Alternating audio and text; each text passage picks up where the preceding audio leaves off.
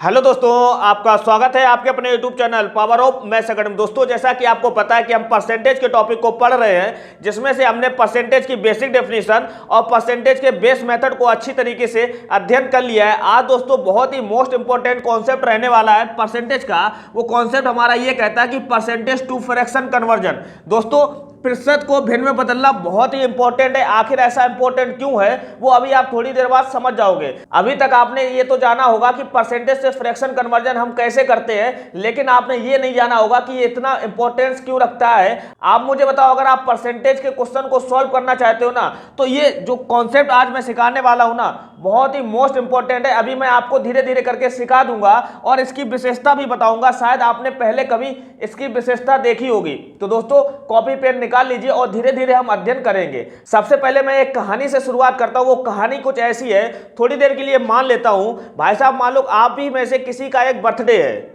अब बर्थडे है तो आपका केक तो आएगा ही आएगा। अब बर्थडे में आया एक केक, बहुत ध्यान से समझिएगा इस कॉन्सेप्ट को कैसे हम बताएंगे कि किस तरीके से ये इंपॉर्टेंस रखता है। लेट से मैंने अभी बोला कि मान लो आपका एक बर्थडे और बर्थडे में आया एक केक। बर्थडे में एक केक आया, समझ गए। और हम लोग क्या है, पढ़े लिखे इंसान हैं। हमको पता है कि बर्थडे में जो केक आएगा वो आपको पता, थोड़ा बहुत तो आएगा नहीं, पूरा ही आएगा, कंप्लीट आएगा। और कंप्लीट की भाषा में हम लोग जानते हैं कि मैथ में जो चीज़ कंप्लीट होती है उसको हम क्या बोलते हैं, आप कहोगे 100% बोलते हैं। आप लोग पढ़े लोग इंसान हो तो आप क्या बोलोगे, परसेंटेज में बात करोगे ना। तो मैथ की भाषा में ये केक जो है अपने आप में कितना है, आप कहोगे 100% है। दोस्तों, मैं इसी से आपको एक रिसर्च करके दिखाऊंगा। लेट से मैंने बोला कि ये केक जो है वो अपने आप में कितना है, 100% है। अभी बर्थडे हो रहा है आपका, केक अभी मत काटो, अभी इस पर एक्सपेरिमेंट करना है। अभी हमको सीखना है कि परसेंटेज से फ्रैक्शन कन्वर्जन, इससे ही हमको सीखना है, समझ रहे। तो अभी केक मत काटना, अभी थोड़ी देर वेट कर लेना। लेट से मैंने बोला जो भी केक आया वो अपने आप में कितना आया, आपको कंप्लीट आया, यानी कि 100% आया। अब मेरे दिमाग में एक बात मानी कि मान लो अब मैं इसी केक से एक एक्सपेरिमेंट करना चाहता हूं। वो एक्सपेरिमेंट क्या है, लेट से मैंने बोला कि इस केक के मैंने मान लो 2 बराबर हिस्से कर दिए। इस केक के मैंने 2 बराबर हिस्से कर दिए और मुझे पता है कि हम लोग पढ़े लिखे इंसान हैं। जब 2 बराबर हिस्से हैं, पूरा जो केक है वो कितना है, आप कहोगे 100%। अगर मैं इस हिस्से की बात करता हूं ना, तो ये हिस्सा अपने आप में कितना बना देगा, आप कहोगे अपने आप में बना देगा हमारा 50%। क्योंकि पूरा 100% है तो आधा कितना हो जाएगा, आप कहोगे ये हो जाएगा 50%। इतनी बात समझ गए। ये बात हमको तो पता है कि ये 50% है, लेकिन मैं इस बात का एक्सपेरिमेंट करना चाहता हूं और एक ऐसे बुजुर्ग से पूछना चाहता हूं, एक ऐसे बूढ़े इंसान से पूछना चाहता हूं जिसके परसेंटेज से कोई लेना देना ही नहीं है। मान लो वो सन 1947 से हम बात कर रहे हैं। ऐसे बुजुर्ग से मुझे मिलना है जिसको परसेंटेज के बारे में आज तक सुना ही नहीं है और परसेंटेज के बारे में उसको नॉलेज ही नहीं है। मैं उसी बुजुर्ग इंसान को ढूंढने निकल पड़ा और रास्ते में मैंने देखा कि हाँ, एक बूढ़ा व्यक्ति है ना, उसको मुझे शायद लगता है कि वो परसेंटेज के बारे में नहीं जानता है, और यकीनन वो परसेंटेज के बारे में जानता ही नहीं था। मैंने उसी बुजुर्ग इंसान से पूछा कि भाई साहब, बाबा मुझे बता दीजिए कि आप मुझे बताओ, जैसे मैंने बोला कि ये पूरा केक जो है एक पूरा कंप्लीट केक है, अगर मैं इसका आधे आधे हिस्से कर दूंगा तो ये केक जो होगा वो कितना होगा। तो वो बूढ़े इंसान ने बड़े प्यार से आंसर दिया। वो आंसर ये दिया कि भाई साहब बेटा, आप मुझे तो ये पूरा केक एक ही केक है और एक केक के आपने आधा आधा हिस्सा कर दिया, यानी कि ये जो केक होगा वो 1/2 हिस्सा होगा, यानी कि 1/2 होगा। अब बात तो दोनों की सही है, मेरी बात भी सही है। मैंने बोला कि ये 50% होगा और बड़े बुजुर्ग ने बोला कि ये 1/2 होगा। दोनों की बात सही है। पूरे का आधा हिस्सा है यानी कि 1/2 होगा, समझ रहे। बात दोनों की सही है। इसका मतलब मैं कह सकता हूं कि 50% बराबर क्या होगा, 1/2 होगा।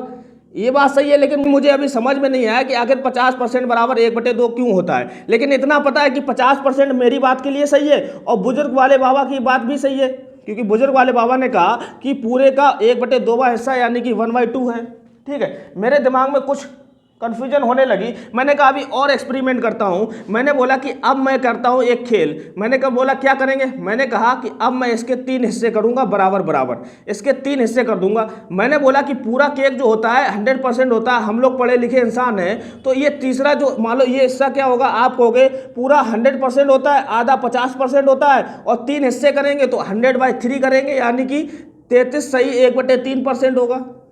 इतनी बात समझ गए। लेकिन अब हम वही बाबा से पूछेंगे कि बाबा जी आप मुझे बताओ अब ये हिस्सा कितना होगा। फिर मैं निकल गया ढूंढने, मुझे अचानक से वही बाबा दिख गए। मैंने कहा बाबा जी प्लीज़ एक बार और कृपा कर दीजिए, ये बताइए कि जो जैसे पूरा केक है, इस पूरे केक को मैंने 3 बराबर बराबर हिस्से कर दिए, तो आप मुझे तो ये हिस्सा कौन सा होगा। तो बाबा जी ने कहा बेटा जरा ध्यान से समझिए, पूरा केक था, पूरे केक में आपने 3 हिस्से कर दिए, 1 2 3, यानी कि ये जो हिस्सा है वो पूरे केक का 1/3 हिस्सा है। मैंने कहा बात तो सही है, मेरी भी बात सही है। 33.5% जो है ना वो कितना है, आप कहोगे 1/3 के बराबरी है, क्योंकि 1/3 है। ना मेरी बात गलत है और ना बाबा जी की बात गलत है, दोनों की बात सही है। इसका मतलब 33.5% बराबर जो होगा 1/3 होगा। 33 सही, 1/3% बराबर क्या होगा, 1/3 होगा। दोनों बातें सही हैं, लेकिन अभी भी मेरे मन में डाउट चल रहा आखिर ऐसा होता क्यों है। मैंने कहा अभी और एक्सपेरिमेंट करेंगे और उन्हीं बाबा से पूछेंगे। मैंने कहा मान लो थोड़ी देर के लिए, मैंने कहा बाबा जी से पूछूंगा तो मैं इस बार 3 हिस्से नहीं करूंगा, इस बार मैं हिस्से करूंगा 4। मैंने कहा 4 हिस्से कर दिए। आपको पता है कि पूरा जो केक होता है वो कितना होता है, 100% होता है। और आधा केक जो होता है, ये आधा केक अगर मैं बात करूंगा तो आधा केक होगा आप कहोगे 50%। मैंने कहा बाबा जी से अब ये नहीं पूछूंगा, मैं पूछूंगा बाबा जी ये बताइए ये कितना हिस्सा है। आप कहोगे आधा हिस्सा 50%, ये आधे का भी आधा है, यानी कि 50% का आधा कितना होगा, आप कहोगे 25% होगा। ठीक है, फिर मैंने कहा चलो मैं पढ़ा लिखा इंसान हूं, मैंने बोल दिया कि 25% होगा परसेंट के टर्म में। मैंने कहा अब मैं फिर उसी बाबा से पूछूंगा, तो बाबा से पूछने के लिए निकल गया। अचानक से बाबा जी दिख गए। मैंने कहा बाबा जी प्लीज एक बार और दिखा दीजिए। बाबा जी ने कहा क्या पूछना पूछो। मैंने कहा बाबा जी ये पूरा हिस्सा है, अब मुझे बताओ मैंने इसके 4 हिस्से कर दिए, तो ये एक जो हिस्सा है वो कितना होगा। तो बाबा जी ने कहा बहुत ही आसान है, देखो आपने 4 हिस्से किए पूरे के, यानी कि 1 2 3 4, यानी कि ये जो हिस्सा है वो चौथवा हिस्सा है, यानी कि इसको मैं बोल सकता हूँ 1/4। पूरे का चौथवा हिस्सा क्या होता है, 1/4 ही होता है, यानी कि 1/4 होता है। तो दोनों की बात सही है, ना मेरी बात गलत है ना बाबा जी की बात गलत है। लेकिन अभी भी मुझे संतुष्टि नहीं हुई। मैंने कहा बाबा जी अब पूछूंगा, अब किस बार देखूंगा एक्सपेरिमेंट करके अब बाबा जी कैसे बताते हैं। मैं भी जिद पर अड़ गया। जिद पर अड़ने के बाद मैंने क्या किया, मान लो इसके 4 हिस्से ना कर मैंने इसके और हिस्से कर दिए, यानी कि 8 हिस्से कर दिए। 8 हिस्से कर दिए। मुझे पता है कि जो इतना पार्ट है ना, इतना पार्ट जो है टोटल ये कितना है, आप कहोगे इतना पार्ट 25% है, इसका भी मैंने आधा कर दिया, तो 25% का आधा कितना होता है, 12.5% होता है। लेकिन बाबा जी को थोड़े ना पता है। मैंने कहा अब मैं पूछूंगा, आप क्या बाबा जी बता लेंगे। मैंने कहा अब मुझे बाबा जी ये बताइए कि ये इतना हिस्सा कौन सा होगा। मैं ढूंढने निकल गया। फिर मुझे बाबा जी दिखे। बाबा जी दिखने के बाद मैंने पूछा बाबा जी, उन्हीं के सामने मैंने किया 8 पीस कर दिए पूरे केक के। अब बाबा जी से पूछा बाबा जी ये केक बताओ ये कितना है। बाबा जी ने कहा बेटा रुको। बाबा जी ने कहा मुझे पीस तो गिनने दो। 20 पीस गिना, 1 2 3 4 5 6 7 8 पीस हैं। यानी कि बाबा जी ने कहा ये कुछ नहीं है, यानी कि पूरे का 1/8 पार्ट है, यानी कि 1/8वां हिस्सा है। बात तो उनकी भी सही है और मेरी भी सही है। 12.5% जो होता है वो क्या होता है, 1/8वां ही हिस्सा होता है, यानी कि दोनों की बात सही है। जब मैं इतने सारे एक्सपेरिमेंट कर लिया हूं ना, तब मुझे एक बात समझ में आई। शायद आपको समझ में आ रही हो ना आ रही हो, मुझे तो एक बात समझ में आ गई कि 50% बराबर 1/2 लिखा है, 25% बराबर 1/4 लिखा है, 33 सही 1/3% बराबर 1/3 लिखा है, 12.5% बराबर 1/8 लिखा है। तो इनके बीच में मुझे एक चीज़ समझ में आई। इनके बीच में मुझे क्या समझ में आया, मुझे समझ में आया इनके बीच में रिलेशनशिप, कि आखिर ऐसा क्यों होता है। जब मैंने इतने सारे एक्सपेरिमेंट किए तो मेरी दिमाग की बत्ती खुल गई और मुझे एक्सपेरिमेंट समझ में आया कि इनके बीच में आखिर रिलेशनशिप क्या है। वो रिलेशनशिप जरा ध्यान से देखिएगा। मुझे 50% बराबर 1/2 लिख रहा है। आप मुझे बताओ 50% बराबर जब 1/2 दिखा ना, तो मुझे एक रिलेशनशिप समझ में आया कि भाई साहब जब भी मैं परसेंटेज की वैल्यू को अगर मैं फ्रैक्शन यानी कि भिन्न में कन्वर्ट करना चाहता हूं ना, तो कुछ नहीं करना। आप देखो परसेंटेज से अगर आप फ्रैक्शन जाओगे तो कुछ नहीं करना, गुणा किसका करना होता है, 1/100 का करना होता है। देखो ध्यान से, अगर ध्यान से देखोगे ना, जैसे मैंने लिखा है यहाँ 50% को मुझे फ्रैक्शन में बदलना है, तो मैंने बोला कि अभी परसेंटेज से अगर आप फ्रैक्शन जाओगे तो गुणा 1/100 करना पड़ेगा। 50 में गुणा किसका करोगे, 1/100 का करोगे, तब आपको क्या मिलेगा, आपको 0 से 0 खत्म, 5 दूनी 10, यानी कि 1/2 मिल जाएगा। समझ रहे हो। परसेंटेज से अगर आप फ्रैक्शन में जाओगे तो गुणा 1/100 करना पड़ेगा।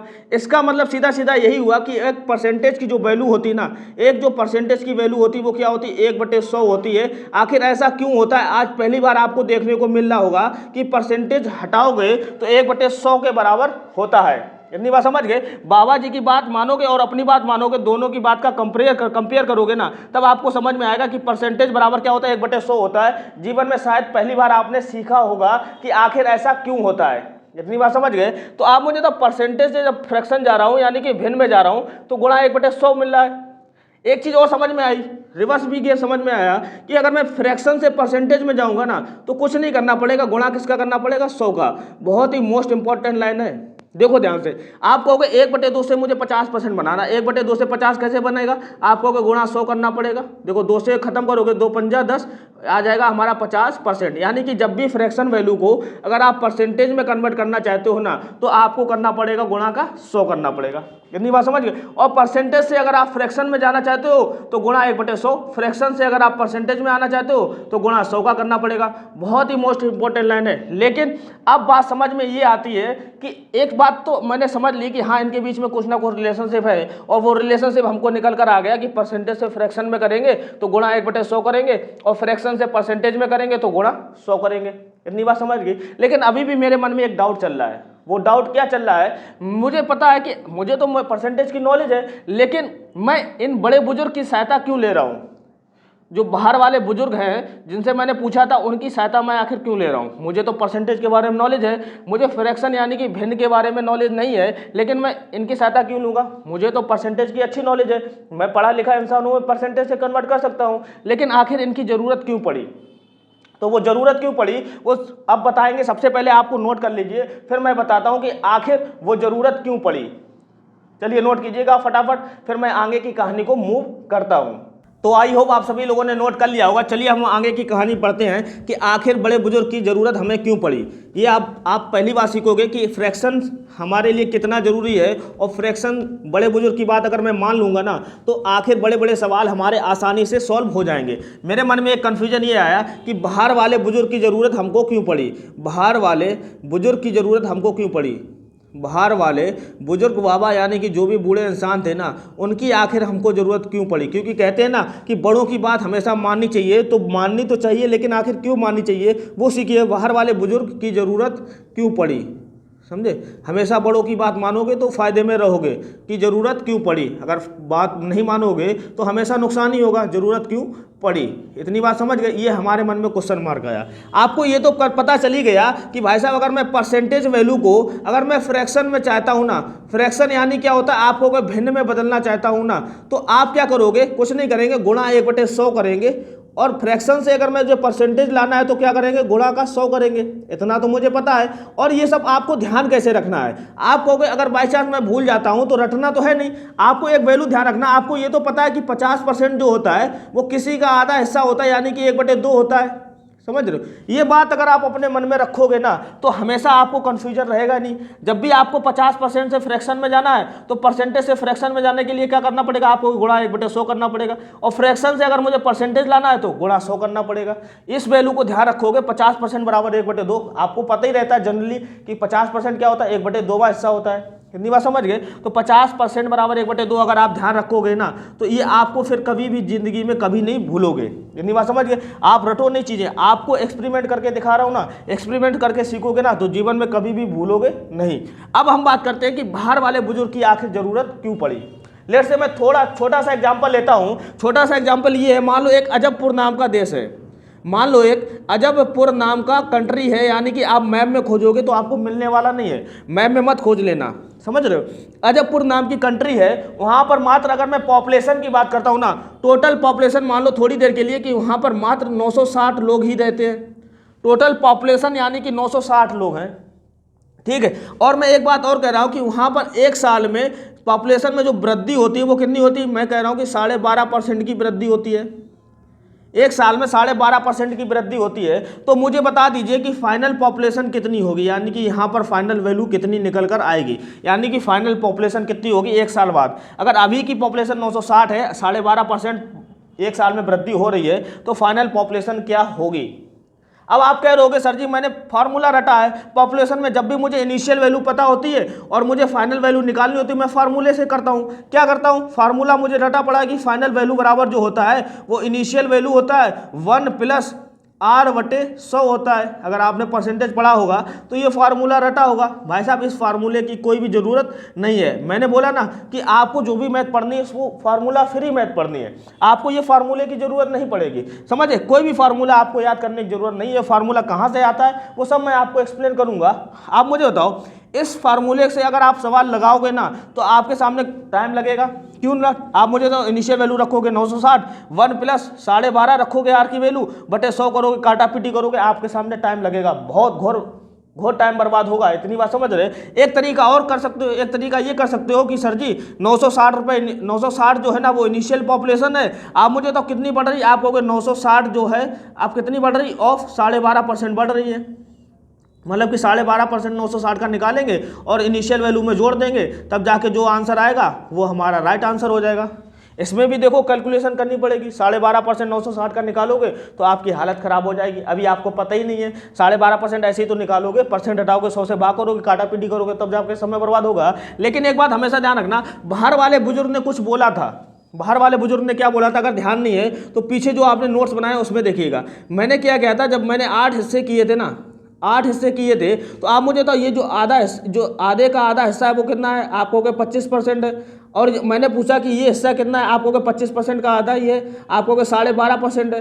तो बाहर वाले बुजुर्ग ने क्या बोला था, जब मैं इस हिस्से के बारे में बात कर रहा था तो बुजुर्ग ने बोला था कि टोटल 8 हिस्से, यानी कि ये जो हिस्सा है वो 1/8वां हिस्सा है, यानी कि 12.5% जो होता है वो 1/8 के बराबर होता है।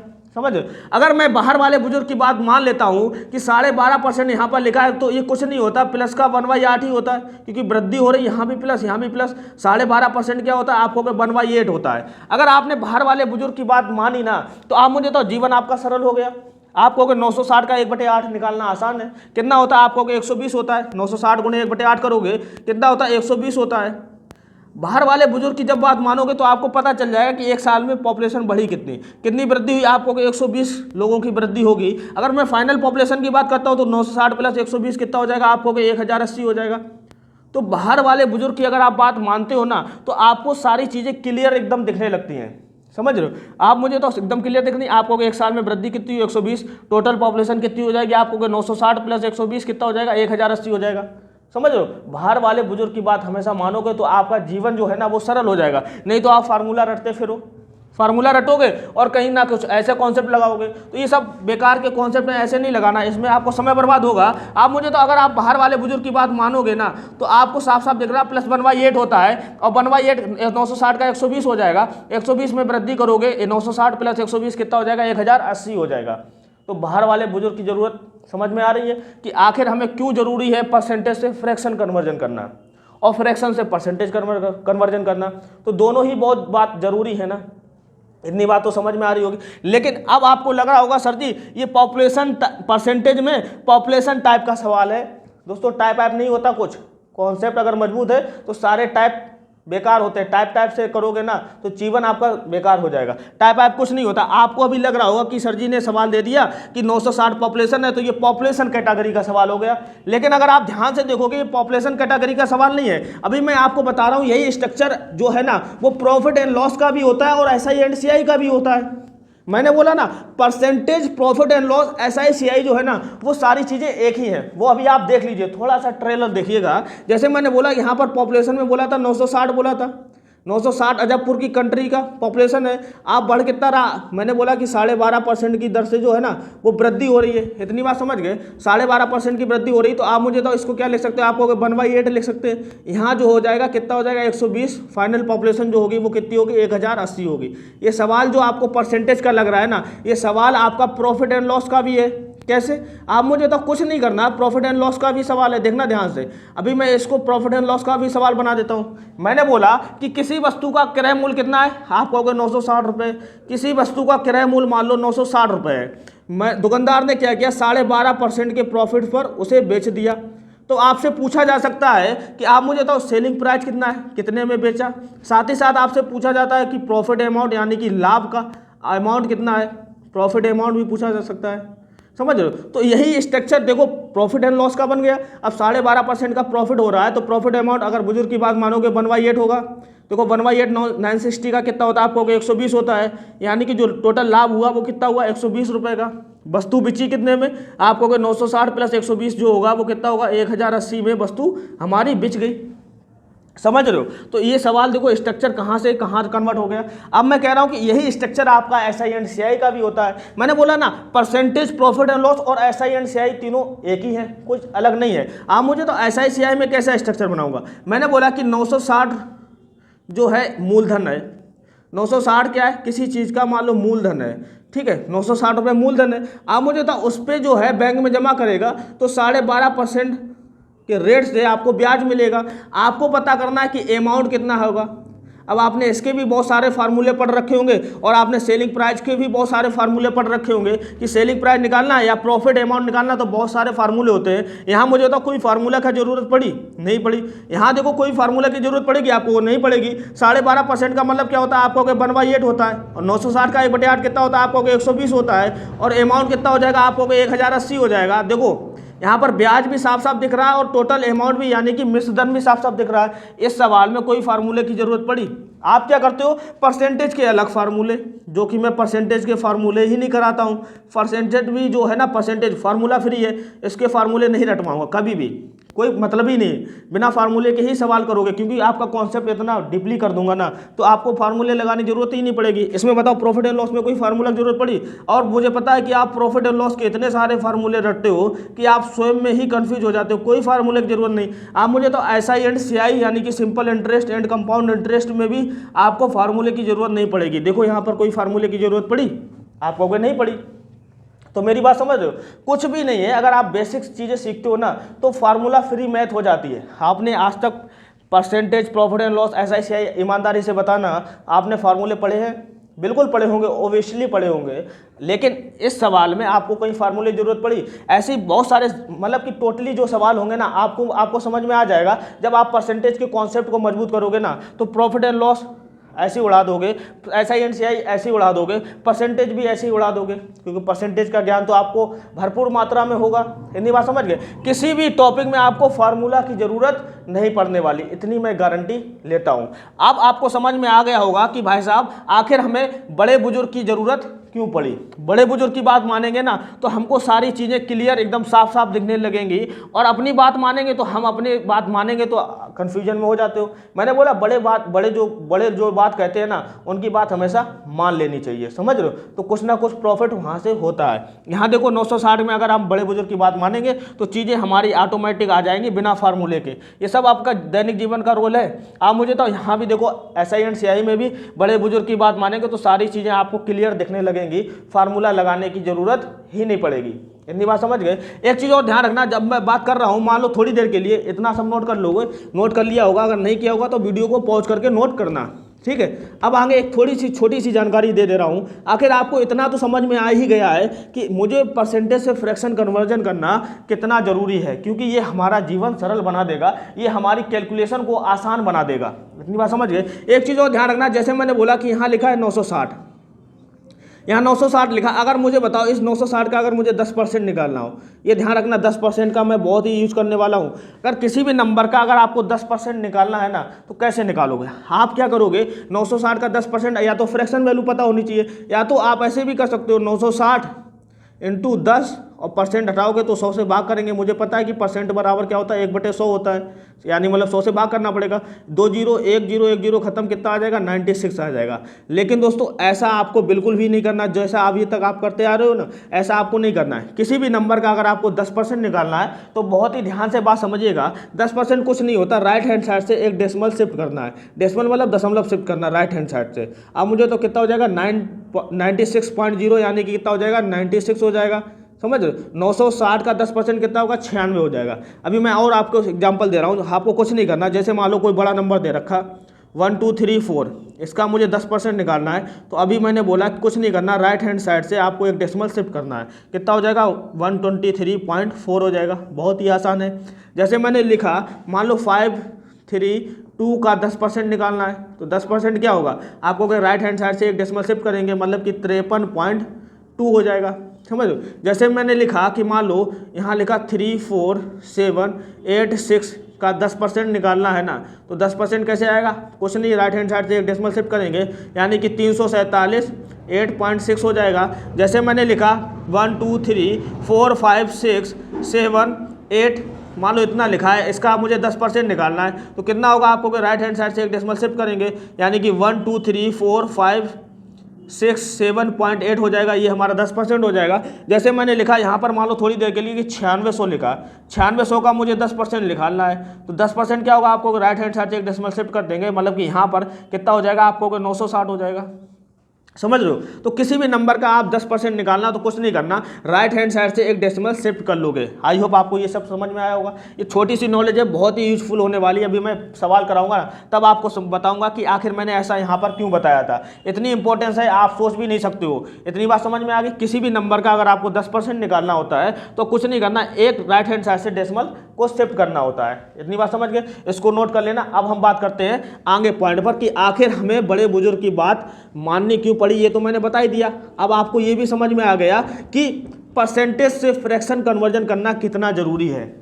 आप समझ गए, परसेंटेज से फ्रैक्शन करना कितना जरूरी है। तो हम कुछ बेसिक फ्रैक्शन होते हैं, कुछ बेसिक परसेंटेज होते हैं जो आपके सवालों में मिलते हैं, उनका हम अध्ययन करेंगे। आपको कुछ नहीं करना, आपको पता है कि जब कितना जरूरी है तो हमको परसेंटेज से फ्रैक्शन कन्वर्जन में हमको क्या करनी है, मास्टरी। मास्टरी वर्ड का मतलब समझे, मास्टरी वर्ड बहुत ही खतरनाक होती है। कहने का मतलब ये हुआ कि आप सोते हुए अगर आप देखोगे 50% अगर सोते हुए भी देखोगे ना, तो आपको पता होना चाहिए 50% बराबर 1/2 होता है। या तो आप 1/2 देख रहे हो सोते हुए भी, तो आपको पता होना चाहिए 1/2 जो होता है वो परसेंटेज में 50% होता है। इसको बोलते हैं मास्टरी, मतलब कि एक दोनों साइड से आपको मास्टरी करनी है। ये वर्ड जो मैंने लिखा है ना, बहुत ही ध्यानपूर्वक लिखा है, समझे। इसका उद्देश्य हमारा यही है। तो कुछ बेसिक फ्रैक्शन होते हैं जिनको आपको जानना चाहिए, लेकिन आपको ये पता होना चाहिए टूल जो है ना परसेंटेज से फ्रैक्शन कन्वर्जन का, वो क्या है। अगर नहीं पता तो 50% बराबर 1/2 अपने मन में रखना। परसेंटेज से फ्रैक्शन करना तो क्या करना है, आप कहोगे गुणा 1/100 करेंगे, और फ्रैक्शन से अगर आपको परसेंटेज लाना है तो क्या करोगे, आप कहोगे गुणा का 100 करेंगे। ये कहानी आपको हमेशा दिमाग में रहनी चाहिए, समझे। एग्जाम्पल के तौर पर मैंने बता दिया, अगर आप 50% बराबर 1/2 तो आप सभी को याद ही होता है। इसी से आप इसको निकाल लेना जब भी अगर आप भूल रहे हो।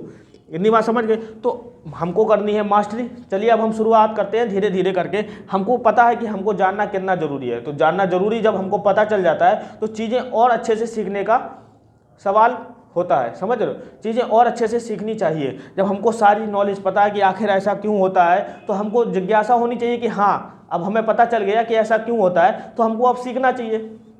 इतनी बात समझ रहे हो। चलिए अब हम बात करते हैं धीरे धीरे। आप मुझे बताओ, मैंने सीख रहा, जैसे मैंने बोला कि एक जो फ्रैक्शन वैल्यू दे रखी एक बराबर क्या होता है परसेंटेज में, आप कहोगे फ्रैक्शन में वैल्यू 1 है, एक यहाँ पर फ्रैक्शन में वैल्यू कितनी 1। अगर मुझे परसेंटेज में कन्वर्ट करना है तो किसका करना पड़ेगा, गुणा 100 का करना पड़ेगा। कहीं भी भूल जाते हो तो आप इसी चीज़ का इस्तेमाल करना, यानी कि 1 बराबर क्या होता है 100% होता है। वो बात 100% सही है। कोई भी पीस 1 है, यानी कि 1 है तो कितना होगा, अपने आप में कंप्लीट होगा, यानी कि 100% होगा। इतनी बात समझ गए। अब अगर मैं बात करता हूँ, मान लो यहाँ पर 1/2 लिखा होता, तो 1/2 किसके बराबर होता, मैंने बोला जब भी फ्रैक्शन से परसेंटेज लाना है ना तो गुणा 100 करना पड़ेगा। तो गुणा 100 करोगे कितना आ जाएगा, 50% आ जाएगा।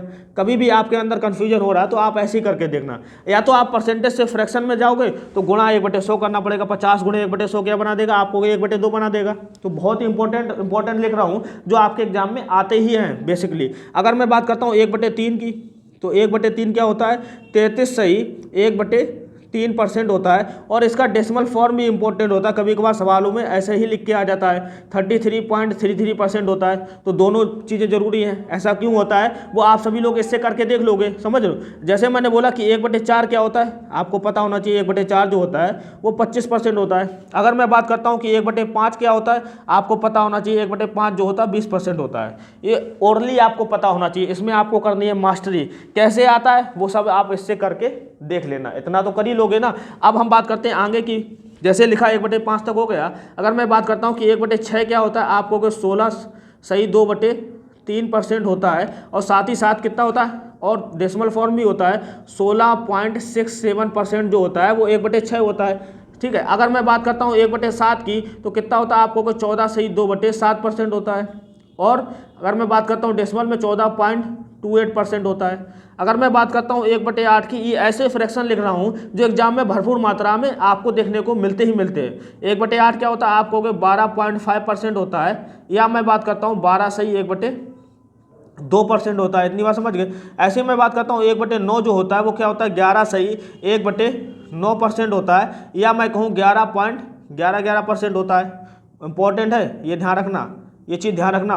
अगर मैं बात करता हूँ कि 1/10 क्या होता है, आपको पता है कि 1/10 कुछ नहीं होता, 10% होता है। इतनी बात समझ गए। अब 1/10 की तक कहानी हो गई। अब मैं बात करता हूँ, मान लो 1/11 लिखा है, तो 1/11 क्या होता है, आप कहोगे 9 सही 1/11% होता है, या मैं दूसरी भाषा में कहूँ 9.09% होता है। इतनी बात समझ में आ रही। अगर मैं बात करता हूँ कि 1/12 क्या होता है, आप कहोगे 8 सही 1/3% होता है, या मैं कहूँ दूसरी भाषा में कि 8.33% है। ये दूसरी भाषा का इंपॉर्टेंट बहुत है। अगर मैं बात करता हूँ कि 1/13 क्या होता है, आप कहोगे 7 सही 9/13 होता है, या मैं कहूँ दूसरी भाषा में 7.7% होता है। अप्रोक्सीमेशन 7.7% बोल सकते हो, या कभी कभी एग्जाम में ऐसा भी आ सकता है 7.69%। समझे। तो मोस्टली फॉर्म क्या है, 7.7% हो सकता है या 7.69% हो सकता है 1/13। इतनी बात समझ गए। अगर मैं बात करता हूँ 1/14 क्या होता है, तो कुछ नहीं होता, 7 सही 1/7% होता है। अगर मैं दूसरी भाषा में बात करता हूँ ना, तो कितना होगा, आप कहोगे 7.14% होगा। इतनी बात समझ गए। अगर मैं बात करता हूँ 1/15 क्या होता है, बहुत ही आसान है। 1/15 की बात करेंगे ना, तो अगर आपको नहीं निकालना आता तो ऐसे ही निकाल लोगे। इतनी बात समझ गए। 1/15 की बात करेंगे तो कितना होगा, आप कहोगे 6 सही 2/3% होता है। अगर मैं दूसरी भाषा में बात करूंगा तो 6.66% होता है। इतनी चीज़ समझ गए। 1/15 क्या होता है, 6 से 2/3% होता है, और या तो हम कहें 6.66% होता है। 1/14 1/15। इतनी बात समझ गए, इसको नोट करना। अभी मैं आगे और लिख दे रहा हूँ, इधर लिख दे रहा हूँ 1/15 के बाद में। अब मैं बात करता हूँ कि 1/16 क्या होता है, आपको कुछ नहीं होता, 6 सही 1/4% होता है। यानी कि अगर मैं दूसरी भाषा में बात करता हूँ तो 6.25% होता है। इतनी बात समझ गए। अब अगर मैं बात करता हूँ कि 1/17 क्या होता है, तो बहुत ही आसान है। आप क्या करना कि 5 सही 15/17 ही हमारा 1/17% होता है। 1/17 क्या होता है, 5 सही 15/17 होता है। या दूसरी भाषा में बात करूंगा तो कुछ नहीं होता, 5.9% अप्रोक्सीमेशन होता है। समझ गए। अगर मैं बात करता हूँ 1/18 क्या होता है, तो बहुत ही आसान है, 5 सही, समझ गए, 5/9% जो होता है वो क्या होता है, 1/18 होता है। समझ गए। अगर मैं बात करता हूँ डेसिमल फॉर्म में, तो कुछ नहीं होता, 5 ध्यान से देखना, 5 9 45, फिर कितना हो जाएगा, देखो 9 45 कितना बचेगा, 5 बचेगा, 50 हो जाएगा। 9 45 मतलब 5.55% चलता रहता है। ये ध्यान रखना, 5.55% चलता रहता है। अगर मैं बात करता हूँ कि 1/19 क्या होगा, बहुत ही आसान है, 5 सही 5/19% होता है 1/19। अगर मैं डेसिमल फॉर्म में बात करूंगा तो कुछ नहीं होता, 5.26% अप्रोक्सीमेशन होता है 1/19 का। समझे। 19 दूनी 38, फिर 12 बचेगा। समझ गए। अगर मैं बात करता हूँ 1/20 क्या होता है, 1/20 बहुत ही आसान है, कुछ नहीं होता, कितना होता है, आपको 5% होता है। ठीक है। और थोड़ी बहुत इंपॉर्टेंट नॉलेज है, मैं कहाँ लिख दे रहा हूँ, मैं इसको हटा के यहाँ लिख दे रहा हूँ। ठीक है। और यहाँ पर क्या होगा, 33.5%, या और की बात करेंगे 33 सही 33.33%, ये यहाँ पर लिख दिया। समझे। 1/20 के बाद में क्या करेंगे, 1/21 कितना होता है, आप कहोगे बहुत ही आसान है। 1/21 की बात करेंगे तो 4 सही 16/21 होता है। या मैं कहूँ डेसिमल फॉर्म में तो लगभग क्या होता है, 4.76% होता है। ये सब आपको ध्यान रखना चाहिए। जैसे मैंने बोला कि 1/22 क्या होता है, तो कुछ नहीं होता, 4 सही, मान लो 22 क्या होता है, 4 सही, देखो 22 चौको 88, 12 बचेगा, 4 से 6/11 होता है, 11 चौको 44, 6 50, मतलब 22 बना देगा। ठीक है। 4 से 6/11 होता है। अगर मैं डेसिमल फॉर्म की बात करूंगा तो क्या होगा, आप कहोगे 4.5454 समथिंग होता है अप्रोक्सीमेशन में। जब भी 4.5454 दिखाए तो 1/22 दिखना। जैसे मैंने बोला कि 1/23 क्या होता है, तो कुछ नहीं होता, आप कहोगे 4 सही, ठीक है, 8/23 होता है। या मैं अप्रोक्सीमेशन की बात करूंगा तो कुछ नहीं होता, 4.35% अप्रोक्सीमेशन होता है। समझ गए। अगर मैं बात करता हूं तो 1/24 क्या होता है, आप कहोगे 4 सही 1/6% होता है। 4 से 1/6 क्या होता है, 1/24 बनाता है। यानी कि अगर मैं बात करता हूं तो 4.167% जो होता है वो 1/24 होता है। 6 चौको 24, 25/6, यानी 25 चौको 24, 25 चौको 100, 6 चौको 24, हाँ सही है।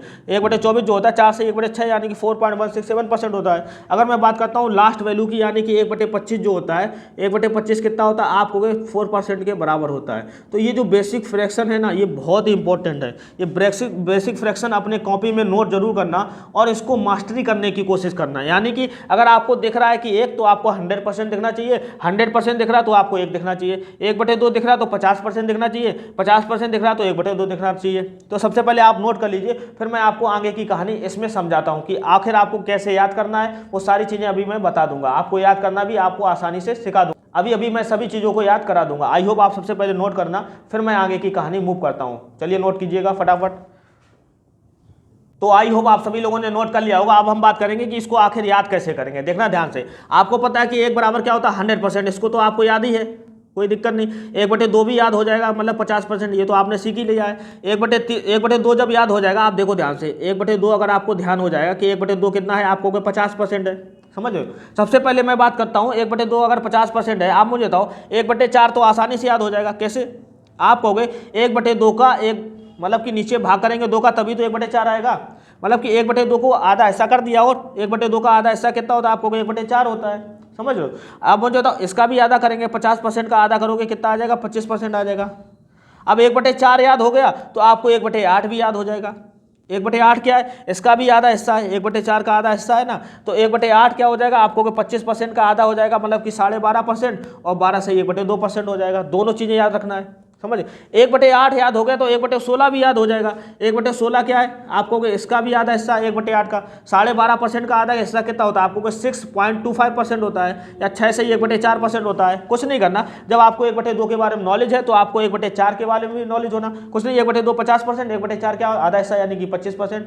अब 1/8 क्या है, इसका भी आधा हिस्सा यानी कि 1/4 का आधा हिस्सा क्या है, आपको 12.5%। अब 1/16 क्या है, आपको 1/8 का भी आधा हिस्सा यानी कि 6 से 1/4% यानी कि 6.25%। बहुत ही मोस्ट इंपॉर्टेंट है।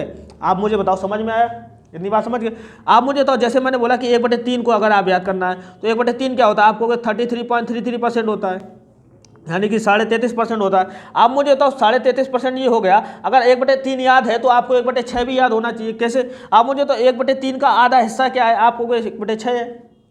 आप देखो 33.33% को अगर आप 2 से भाग करोगे कितना आ जाएगा, आपको 16 आ जाएगा, फिर 16 फिर मतलब 66 आता चला जाएगा, मतलब 16.67% आ जाएगा। 33.5% को अगर आप आधा करोगे तो कितना बना देगा, आपको 16 से ही 2/3% बना देगा। इतनी बात समझ गए। अब 1/6 याद है तो 1/12 भी याद हो जाएगा, क्योंकि 1/12 क्या, 1/6 का आधा हिस्सा है, मतलब आप मुझे तो 8, 16 का आधा कितना होता है 8, और इसका आधा हिस्सा करोगे 2/3 का आधा कितना, 2 से 2 खत्म, यानी 1/3 बचेगा। 8 से 1/3% या कहें 8.33%, बहुत जरूरी है। अब 1/12 का याद पता है तो अब 1/12 का आधा कितना होता है, आपको 1/24 होता है। 1/24 कहाँ लिखा मैंने, 1/24 देखो यहाँ लिखा है। 1/12 का आधा करोगे, देखो 2 चौको 8, यानी कि आप कहोगे 2/3 होना चाहिए, समझ गए। 1/24 देखो, 6 चौको 24, 24 चौको कितना होता है, आपको 96 होता है। 24 चौको 96, 96 4 100/24, यानी कि 4 छंग 24, 1/6 यहाँ सही तो दे रहा है। अब मुझे तो 1/8 का अगर आधा हिस्सा करोगे, कुछ नहीं करना, इसका आधा हिस्सा करोगे कितना होगा, आपको 4 होगा, और 1/3 का अगर आप आधा हिस्सा करोगे कितना होगा, आपको 1/6 होगा, बिल्कुल होगा आधा हिस्सा, समझ रहे हो। 4 से 1/6 आ जाएगा। आपको अगर 1/12 पता है तो 1/24 के बारे में अच्छी से नॉलेज हो जाएगी, समझे। आप मुझे तो 1/24 हो गया। अब देखो कहाँ तक आपने याद कर लिए, आपने कहा 1 भी याद कर लिया। अब 1 से याद करने का फायदा क्या है, अगर 1 बराबर 100% है तो 1 का डबल जो होता है वो कितना होता है, आपको वो आगे की क्लास में बताएंगे। मतलब कि अगर 2 गुना होगा तो 200%, 3 गुना होगा तो 300%, 4 गुना होगा तो 400%, वो अभी हम आगे की क्लास में समझेंगे। वो डिराइव्ड फ्रैक्शन होते हैं, डिराइव्ड फ्रैक्शन भी बहुत ही मोस्ट इंपॉर्टेंट होते हैं। अब ये मत कहना कि सर डिराइव्ड फ्रैक्शन क्या होते हैं, अगर नहीं पता है तो कल की क्लास देखना। अब मुझे तो जैसे मैंने बोला कि 1/5 जो है, 1/5 क्या है, आपको 20% है। अब 1/5 पता है तो 1/10 भी पता होगा। 1/10 क्या है, 1/5 का आधा हिस्सा, यानी कि 20% का आधा कितना हो जाएगा, आपको 10% हो जाएगा। अब 1/10 पता है तो 1/10 का आधा हिस्सा कितना होता है, आपको 1/20 होता है, यानी कि 10% का आधा कितना हो जाएगा, 5% हो जाएगा, समझ रहे हो। तो यहाँ तक आपने याद कर लिए। अब देखो ध्यान से, 1/7 जो लिखा है, 1/7 को कैसे याद रखोगे, यहाँ देखो बेस कितना है 7, तो 7 का डबल करेंगे कितना हो जाएगा 14, और यहाँ डबल किया तो 2 लिख दिया, और बेस में हमारा 7 ही रहेगा।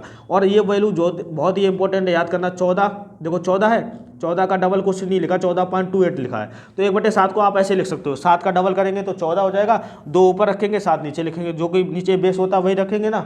अगर डेसिमल वैल्यू याद करनी है तो 7 दूनी 7 का नीचे हर का जो मैंने डबल किया था 14, फिर 14 का भी डबल कर देना, पॉइंट लगा देना बीच में, 14.28% हो जाएगा। इतनी बात समझ गए। अब 1/7 पता है तो 1/14 के बारे में पता चल जाएगा। ये आधे हिस्सा है 1/7 का, 1/7 का आधा हिस्सा करोगे कितना हो जाएगा, आप कहोगे 7 सही 1/7% हो जाएगा, यानी कि इसका भी आधा करना। देखो आधा करोगे 7.14% हो जाता है, यानी कि 7.14% क्या हो जाएगा, 1/14 हो जाएगा। इतनी बात समझ गए। अब मुझे तो आपने क्या क्या सीख लिया, 1 सीख लिया, 1/2, 1/3, 1/4, 1/5, 1/6, 1/7, 1/8, 1/10 सीख लिया। अब मैं बात करता हूँ 1/9। वेरी इंपॉर्टेंट क्वेश्चन, बहुत बार एग्जाम में पूछा जाता है। 1/9 जो होता है भाई साहब क्या होता है, 11 से 1/9%। यह ध्यान रखना, बेस में अगर हमारा 9 है तो यहाँ भी बेस में हमारा 9 होना चाहिए, साथ ही साथ ये जो अंश होना चाहिए वो 11 होना चाहिए, मतलब सही वाला। और साथ ही साथ अगर यहाँ पर 9 है, अगर डेसिमल वैल्यू क्या होती है, इसकी अपोजिट होती है, मतलब 11.11%। यहाँ देखो ध्यान से, अगर 1/11 देखेंगे तो यहाँ देखो 9 था, यहाँ 11 है, यहाँ देखो 11 है, 9 से अपोजिट क्या मान लो 11, यहाँ भी 11 है, तो यहाँ पर 9 होना चाहिए, हर में हमारा सेम होना चाहिए, समझ गए। अब देखो 1/9 जो होता है वो 11.11% होता है, मतलब 11.11% होता है। ऐसे ही मैं कहूँ 1/11 जो होता है वो 9.09% होता है। 1/11 में कभी 11 नहीं आता, ये ध्यान रखना। 1/9 में कभी 9 नहीं आता, सिर्फ 11.11% आता है डेसिमल फॉर्म में, समझ। 1/9 की स्टार्टिंग कहाँ से होगी, 11 से, लेकिन 1/11 की स्टार्टिंग कहाँ से होगी, 9 से। ये दोनों अपोजिट होते हैं एक दूसरे के, तो इनको इंपॉर्टेंट देना बहुत जरूरी है। ये एग्जाम में आते हैं और आप भूल भी सकते हो, तो हमेशा ध्यान रखना, जब भी 9 होता है तो 11 को हम प्रायोरिटी देंगे, और 11 होता है तो हम 9 को प्रायोरिटी देने वाले हैं। इतनी बात समझ गए। तो आपने सारी चीज़ें सीख ली। अब मैं बात करता हूँ 1/13 की।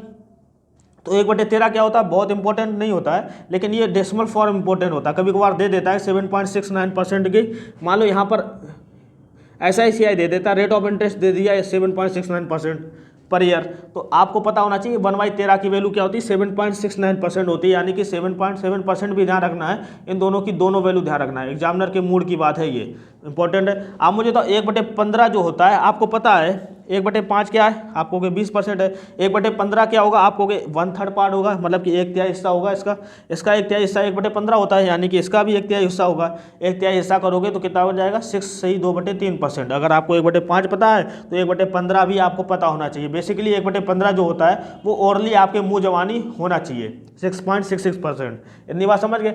अब हम बात करेंगे 1/16 भी हो गया, अब 1/17, 1/18, 1/19 बचा है। अब मैं बात करूँगा, देखो अगर मैं 1/17 की बात करूंगा तो ये आपको याद करना पड़ेगा। डेसिमल फॉर्म बहुत इंपॉर्टेंट है, ये अगर आप भूल जाओ कोई दिक्कत नहीं है, लेकिन डेसिमल फॉर्म इंपॉर्टेंट है। अगर ये आप भूल जाओगे तो बना लोगे 17×85 प्लस 15 करोगे 100/17 आएगा। 100/17% का मतलब परसेंट हटाओगे 100 कट जाएगा, मतलब 1/17।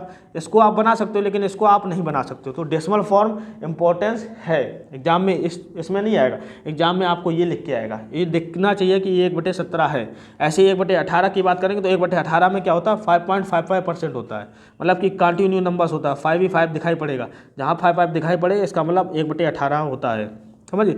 1/19 की बात करेंगे तो 5.26%, ये बहुत इंपॉर्टेंट है, इसको आपको याद करना पड़ेगा। अगर मैं बात करता हूँ 1/21 की तो 4.76% होता है। 1/22 जो होता है 4.54, 2 डिजिट रिपीट हो रहे हैं, 2 डिजिट रिपीट हो रहे हैं, यानी कि 2 डिजिट रिपीट किस में होते हैं, 1/22 में होते हैं, समझ। 1/23 इतना खास नहीं है, लेकिन इसको आप याद करना पड़ेगा। याद तो करोगे तो जीवन सरल हो जाएगा, क्या पता कौन सा एग्जाम में आ जाए। 4.35% होता है। 1/24 इतना होता है, 1/25 हमारा 4% होता है। तो ये कुछ बेसिक फ्रैक्शन है, इनको आपको याद करना ही पड़ेगा।